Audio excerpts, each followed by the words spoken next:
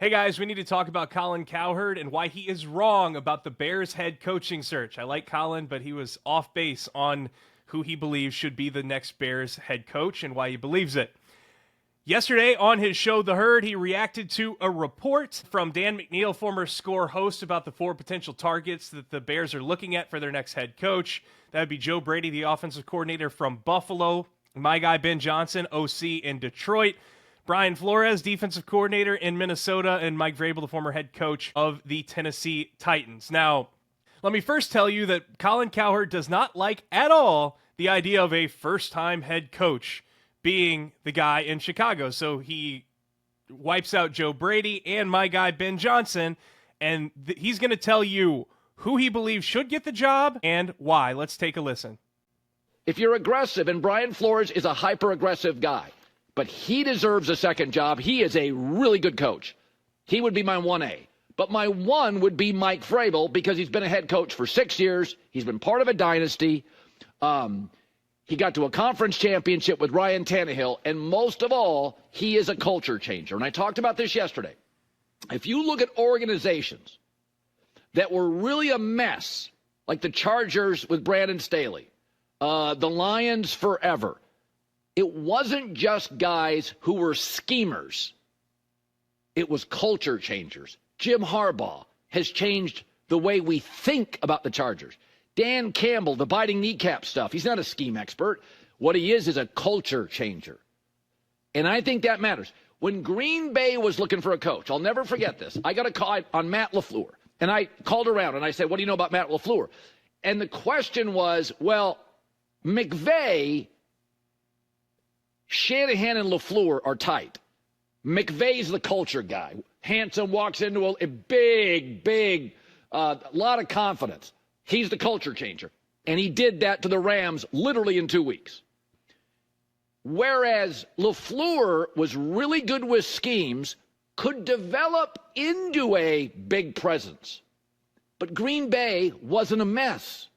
Green Bay wins. They draft and develop well. What they needed is somebody to get along with Aaron Rodgers and somebody that with their draft and development program and their smart, mostly frugal free agent signings, they didn't need somebody to blow it up. All right, so the first issue that I have with his argument is he mentions, think about the names that he mentioned: Dan Campbell, Jim Harbaugh, Sean McVay. He talks about them as culture changers, right? But he doesn't mention that those are all offensive guys. The 2 people he believes should be considered for the job, Brian Flores and Mike Vrabel, are both defensive head coaches. And what I keep talking about with defensive head coaches is no continuity with the offensive staff. Whether you have good offensive coaches, offensive coordinators, or you hire bad offensive coordinators. And these 2 guys are the perfect example of that. Let's start with Brian Flores. Brian Flores was the head coach of the Miami Dolphins for 3 seasons and did a pretty darn good job with not a whole lot. I am not besmirching either of these 2 men because I think they are great football coaches at what they do in certain aspects of the game. But for Brian Flores, he had 3 offensive coordinators in 3 seasons in Miami. Chan Gailey, Chad O'Shea, and then his final year there, George Godsey and Eric Stoodsville as co-offensive coordinators. 3 in 3 seasons. And for him, he struggled to hire good offensive coordinators. Now you look at Mike Vrabel, who actually did go out in his 5 seasons in Tennessee and hire good offensive coordinators. Matt LaFleur, Arthur Smith, and Todd Downing. Those were 3 offensive coordinators in 5 seasons. And what happened to the first 2? Well, they were good with a defensive coach. So they got head coaching jobs. It's really that simple. So the other problem that I have is he mentioned Sean McVay as a culture changer. When Sean McVay took over the Rams for an established head coach in Jeff Fisher, who was running the team into the ground, he was a 30-year-old who had just been calling plays for 3 seasons in Washington when he was hired as the head coach. And he's a culture changer. He's saying that, oh, you don't need schemers. Sean McVay is widely known as one of the most innovative schemers in our lifetime. For God's sakes, he has photographic memory of every play that he has ever run in his career. And if you ask him, if you go through his game logs and ask him about individual plays from like 7 years ago, all the way back to his time as the offensive coordinator in Washington, he'll be able to recall individual plays within that game. Don't believe me? Go look on YouTube. There's videos of it. I don't know how much more of a brainiac schemer it gets than Sean McVay. So when you look at the Bears, he says, oh, the job is way too big for first-time head coaches. Who was their last successful head coach?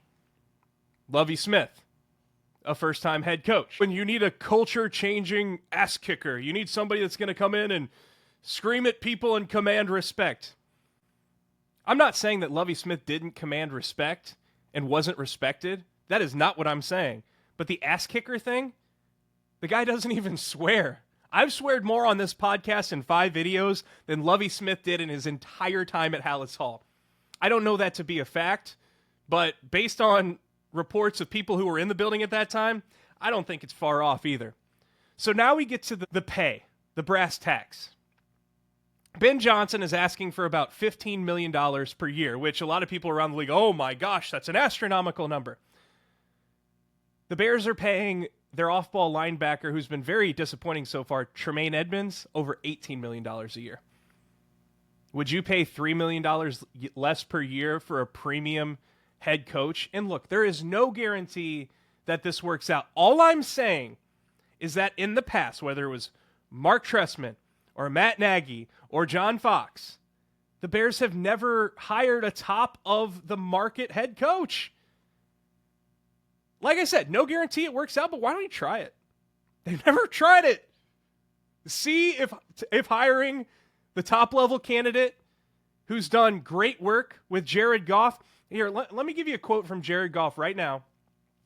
And ask yourself, is this the person you want with Caleb Williams for the next 10 years? Quote, he's always a guy when things are hard that I can confide in.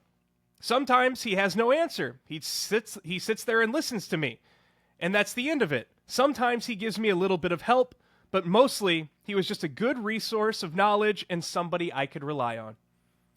Ben Johnson has revitalized the career of Jared Goff. And it's because he plays to the strengths of Jared Goff and the entire offense. And that's one thing that I'm not quite understanding about some of the skeptics or doubters of Ben Johnson. They think, oh, he's just this brainiac analytics guy and he's going to play this totally finesse way of football. According to Pro Football Focus, the Lions last year ranked 5th in the rate of running power run plays, 6th in their rate of running counter, 2nd in running trap, and 2nd in the number of snaps with an extra offensive lineman. They have 2 great running backs, a great offensive line.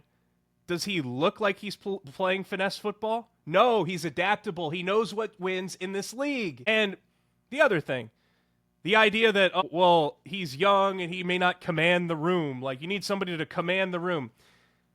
The Lions' entire staff is made up of former players, dogs.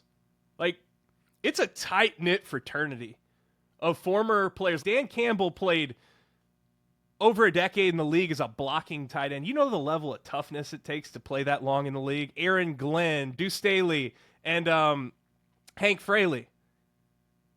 Do you think that they would, all those guys get together and they would just hand over the entire offensive play calling duties and an offensive scheme to a patsy who just gets walked all over? No, the notion is totally ridiculous. So, to me, Colin is totally off base in this argument. And why don't the Bears go out there and try to actually hire a top-of-the-market coach for once in their lives, and once in our lives? All right, guys, it was fun. Thank you so much. Talk to you later.